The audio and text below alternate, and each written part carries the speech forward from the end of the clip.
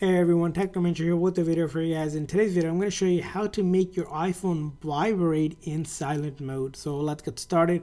So there's two different settings that you want to check out. First is go into your setting on your iPhone, and then you're going to go to notifications. From notification, let's go ahead and find our phone setting here. So we're going to tap on phone setting here, and right here you're going to see sounds option. So you're going to select on that. And under haptics here, you're going to make sure that a haptic is selected and it's not selected to none. So just pick one of these, standard one or the default one, to ensure that you have haptics on. Now once you have that on, you're going to go back to the main settings here, and then this time we're going to go to sounds and haptics. So you're going to tap on that, and then where it says haptics right here, we're going to tap on that.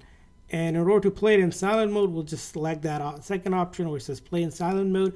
And now whenever you get a phone call or any kind of phone call coming to your iPhone, it will vibrate even in silent mode. So it'll get the vibration to the vibration that you selected. So that's how you do it.